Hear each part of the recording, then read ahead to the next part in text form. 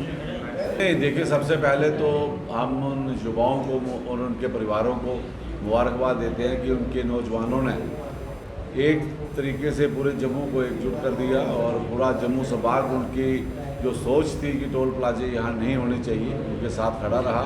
और जिस तरह अनैतिकता से उनको वहाँ से उठाया गया और अनैतिकता के साथ उनको जोर ज़बरदस्ती पहले सांबा में रखा गया, फिर कठुआ में रखा गया, लेकिन उन्होंने हार नहीं मानी और मजबूरन सरकार को झुकना पड़ा और उनका छोड़ना पड़ा।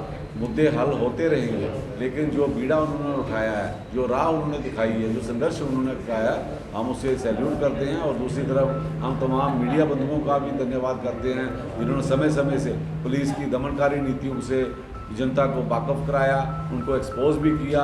और दूसरी तरफ तमाम वो जो हमारे साथी जो शहीदी चौक में बैठे थे, मीर चंद और उनके दूसरे साथी यहाँ बैठे थे, जो 4-5 दिन लगातार वहाँ पे संघर्ष करते रहे, मरण व्रत उन्होंने रखा था, वो भी एक नया रोशनी की किरण की तरह नौजवानों के लिए आई है।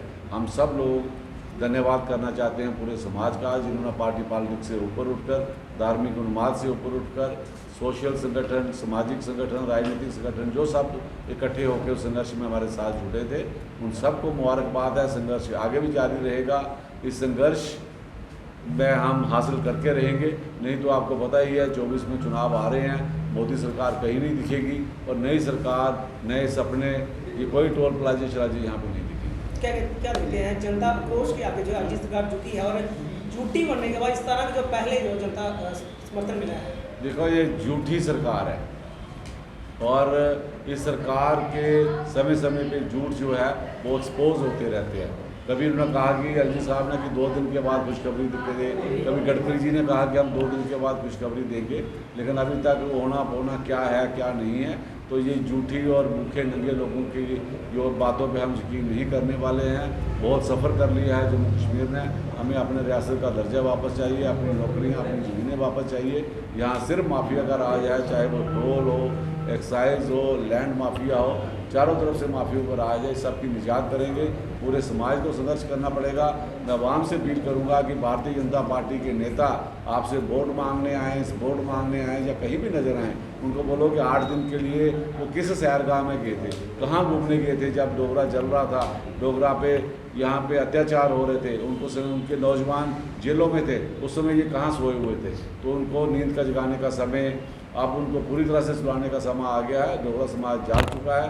भारतीय जनता पार्टी और उनके पिछलग्गू, दूसरे तीसरे दर्जे के उनके जो नेता थे, जो चाहते थे कि हम खेल खराब करें, हम यहाँ पे कुछ ऐसी चीज़ें सामने लाएं जिससे कि आंदोलन कोई बिखर जाए, या एक दूसरे के खिलाफ छीटाकशी कर रहे थे, वो लोग भी आज एक्सपोज हो चुके हैं।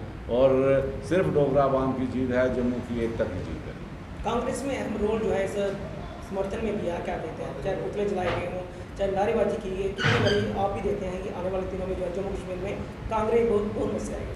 देखिए, हम प्रमुख विपक्षी दल हैं और हमारा ये कर्तव्य बनता है कि सरकार यहाँ भी सरकार कोई ऐसी नीतियाँ लाए, प्रताड़ित करे जनता को, हमारे लोगों के हितों की रक्षा करनी करे।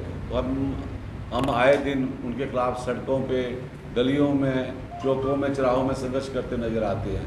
ये युवा राजपूत सभा के नौजवानों ने जो बीड़ा उठाया था, कांग्रेस ने पूरे जोर शोर के साथ उनका साथ दिया है। आने वाले दिनों में समाज के कोई भी लोग कोई अहम मुद्दा उठाते हैं, कांग्रेस तो बनी ही इसलिए है, पहले हमने अंग्रेज़ों को भगाया, इस देश को बनाया, और आज ये फिर काले अंग्रेज देश को लूट रहे हैं, जम्मू कश्मीर को लूट रहे हैं। इनको हम भगाएंगे और अच्छे लोग, अच्छी सोच के साथ हम कांग्रेस में भी जोड़ेंगे।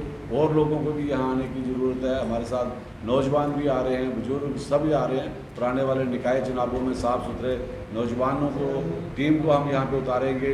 ऐसे पंचायती चुनावों में, असेंबली चुनावों में और लोकसभा चुनावों में राहुल जी के नेतृत्व में, खड़गे जी के नेतृत्व में कांग्रेस को विजय मिलेगी।